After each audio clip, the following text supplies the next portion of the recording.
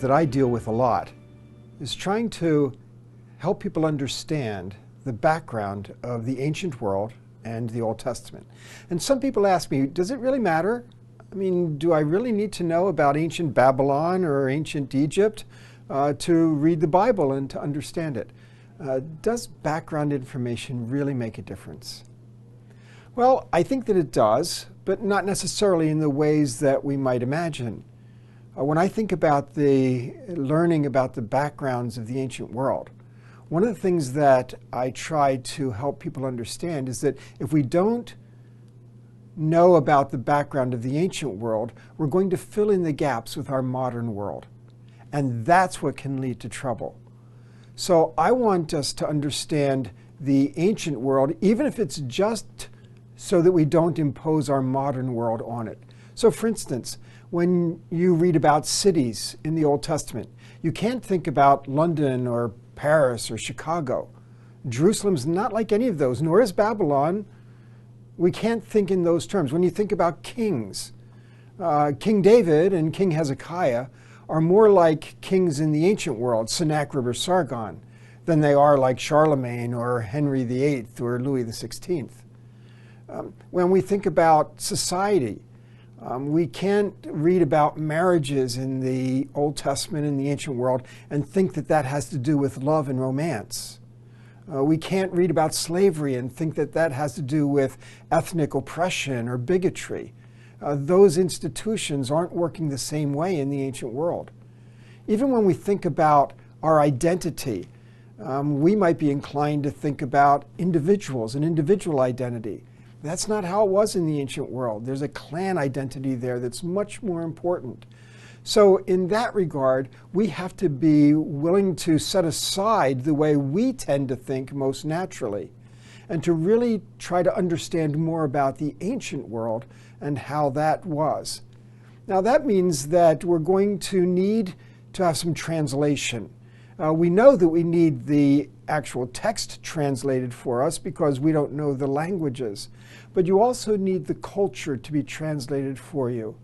Because the fact is, even though the Bible was written for us, it's not written to us.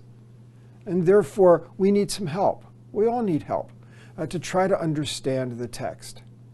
Now, at that point, some people get frustrated and say, so I have to have experts to help me read the Bible? I can't just sit down with my Bible and understand it? Well, don't get me wrong. We may need help in reading particular texts of the Bible, but you're not going to have a lot of trouble understanding the theology of the Bible. The basic doctrines, the God who has revealed himself in the Old Testament, that comes through clearly enough. Yes, there might be adjustments we make as we understand culture, but for the most part, God has revealed himself in his word, and even though he revealed himself to and through an ancient culture, that revelation comes through pretty clearly as we read our Bibles today. But we may need help in trying to understand the actual texts of the Old Testament. When we read about Joshua asking the sun and the moon to stand still, we're going to need some help with that. We can't for a moment think that the text is talking about physics. They didn't think physics in the ancient world. In fact, they didn't even know that the sun and moon were objects.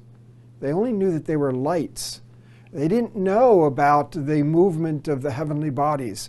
And so they're not thinking in those terms. And when Joshua makes that request, he's not thinking that way. We have to figure out how he is thinking. What does he mean when he talks about the sun and the moon stopping or standing still or waiting?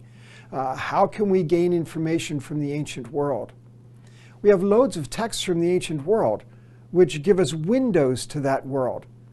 We might think that some of those texts are better classified as mythology and they don't have anything to do with us. But those texts, even if they are mythological, can give us windows into how people thought in that ancient world context. And that's what can help us to get some insight on the biblical text.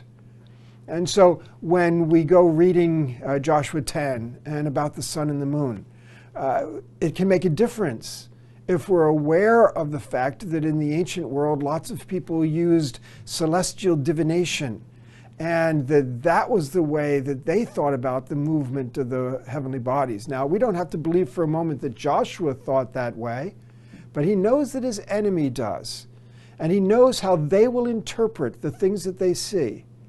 And he's asking for something that will be meaningful to those enemies and that will be a negative observation for them. That's just an example of some of the ways that we have to think differently. When we think about the biblical law, we have to understand how law worked in the ancient world, not just how it works today. And we have to try to read those texts in the ancient world from Babylon or from the Hittites or from the Assyrians that deal with legal sayings and legal concepts to try to understand what it is that they're thinking when they're talking about law. And that's going to give us a lot better insight into what's going on when God reveals the law to Moses and to the Israelites. And so as we approach the Old Testament, we have to learn that the background is important. It can help us kind of move off the table those ways that we are most inclined to think and to make room in our minds for how they would think in the ancient world and use that to inform our interpretations of the biblical texts. And that way we'll be sure that we are getting the message, the authoritative message of Scripture that ancient author was trying to communicate to his ancient audience. And that's going to get us to God's revelation of himself.